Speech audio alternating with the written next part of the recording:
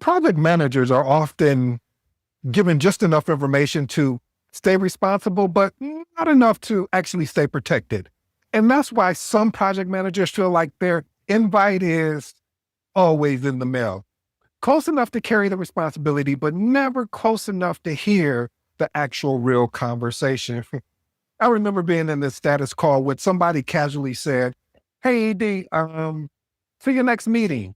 Immediately, I'm thinking, okay, maybe I missed the invite. So the meeting ends. I check my calendar, nothing, no invite, no meeting. So I messaged Ryan, "Hey, earlier you mentioned about the next meeting. Did I miss the invite?"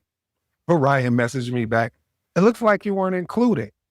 That doesn't make sense though, ED, because why wouldn't they include you? But instead of forwarding me the invite, Ryan tells me to go reach out to the portfolio manager. Now, let's pause here right quick, family, because it really wasn't about the meeting. It was the principle. Anytime that Ryan was left off the meeting, I made sure that Ryan was involved. Okay. You kind of know where I'm going with this. I basically would immediately just forward it over to Ryan. But see, when there's politics and there's extra steps involved, sometimes you just have to just keep that professional tone. But anyway, I digress. So I started noticing moments like that happening more and more, where conversations were happening somewhere else and decisions were already made before the meeting actually even started, and information was arriving late, but accountability somehow, some way was always on time. It was always arriving early. And that's when I realized something. Some project teams make sure you know everything that's going on because they truly, and I do mean truly, understand collaborations. Others, they keep you close enough to carry the responsibility, but not close enough to carry influence. Everybody expects the project manager to protect the outcome while operating with partial information. And if you're not careful, project manager, you'll start carrying pressure that was supposed to be shared collectively for the team. That's the hidden weight of project management. Nobody, and I do mean nobody, actually talks about. Principle number one, professional courtesy reveals team culture.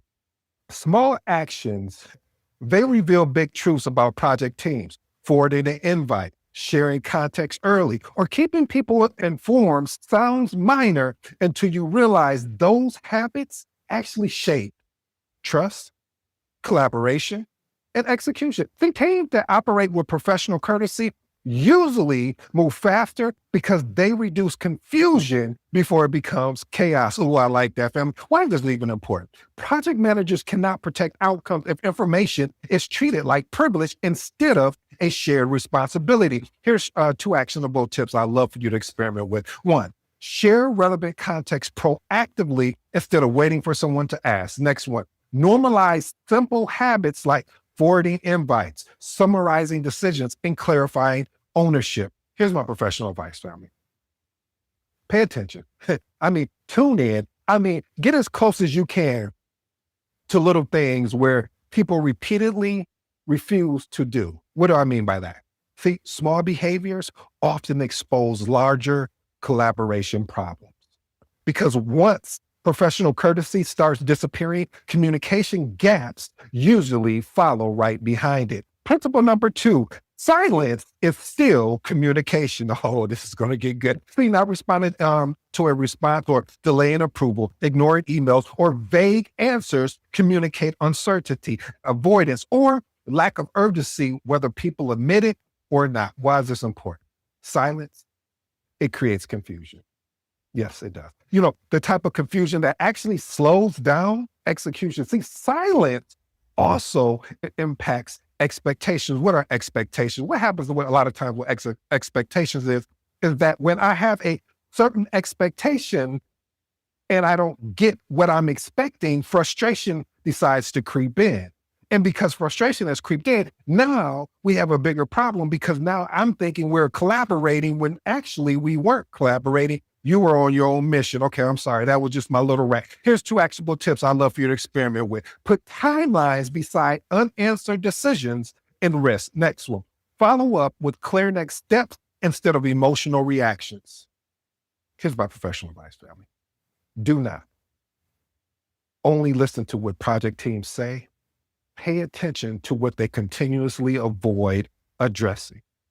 And the longer silence continues, the more pressure quietly starts shifting towards the project manager. Principle number 3, accountability travels faster than communication. Ooh, this is going to be a tough episode. I told you. See, many project managers experience being held accountable for outcomes before receiving the full context needed to protect them. Information arrives late, but expectations arrive early. They arrive on time. They arrive before even the first bell rings. Okay, now I just took it back to school days. What I'm trying to say is when this happened, frustration is shared throughout the entire project team as well as stakeholders. Why is this important? This creates a reactive leadership instead of a proactive execution. Here's 2 actionable tips I'd love for you to experiment with.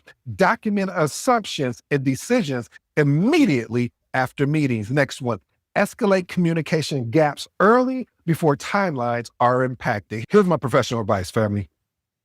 If accountability is attached to your name, clarity must also be attached to your process. And I get it. Because eventually the project manager starts carrying more than timelines as well as deliverables. Principle number 4, invisible work still has weight. Again, invisible work still has weight. Most people, they never see the pressure behind the scenes. See, they see the meeting and the status report, but they don't see the follow-ups. They don't see the recovery conversations, risk management, or emotional control required to keep the project stable. Why is this important? Invisible work becomes dangerous when project managers silently absorb stress without support.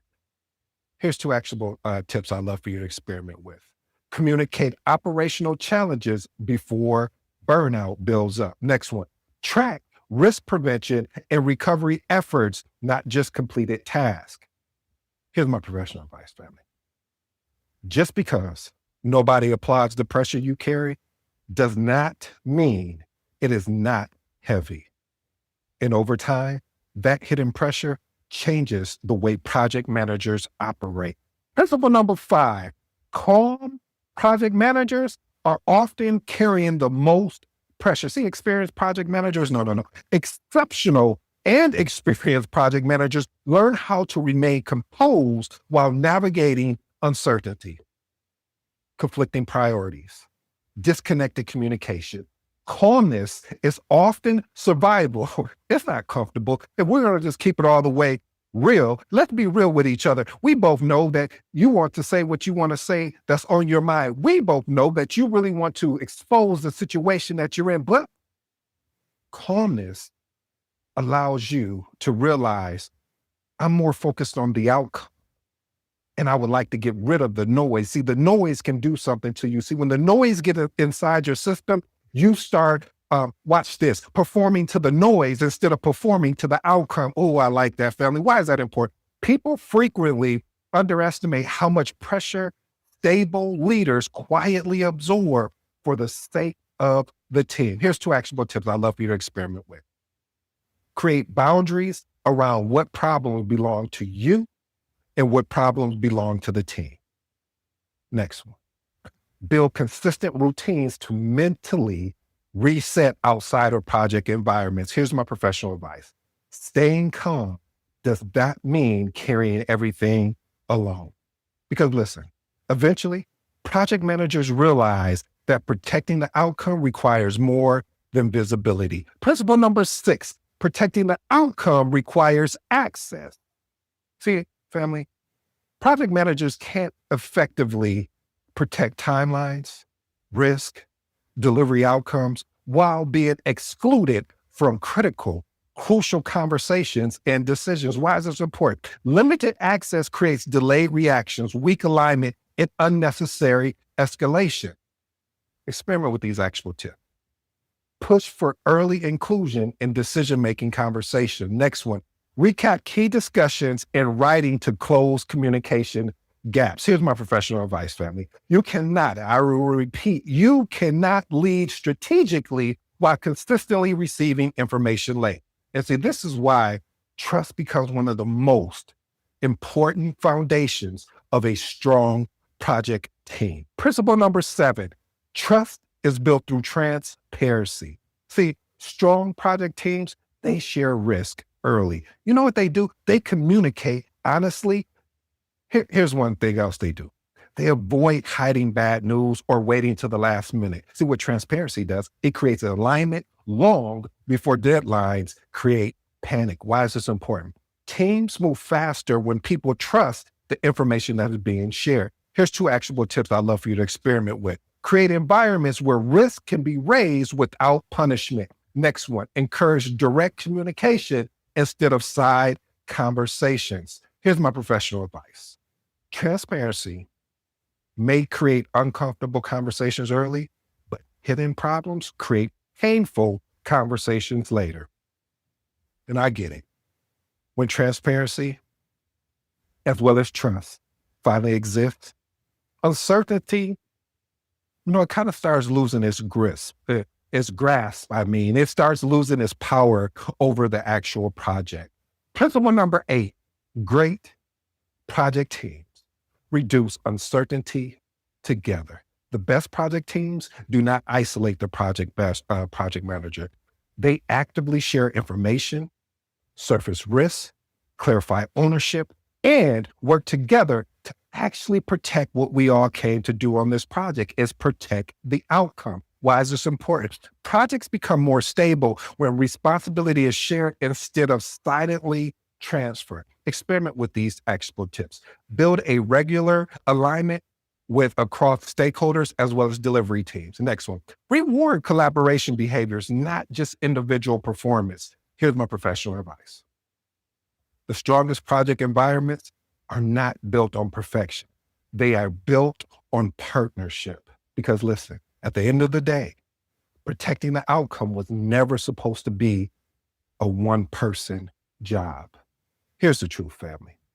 There will never be a perfect project management environment. I mean, never. There will never be a perfect stakeholder group. There will never be a perfect project team.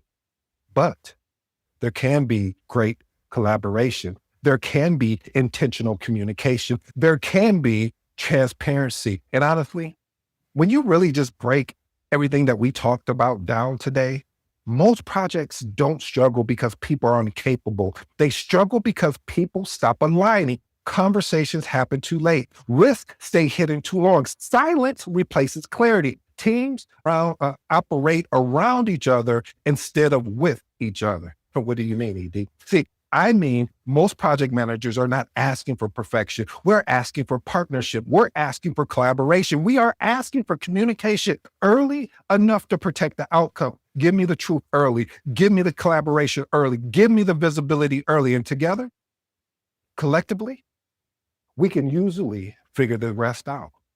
That's the heart of project management. Not one person carrying all the pressure alone, but a team willing to move together, communicate honestly, and protect the outcome collectively, because bad projects are everywhere, but real collaboration, that's rare. If you're new to the episode, I go by the name of ED. For all you smart and intelligent folks out there, hey, that just simply means Ed. Until next time.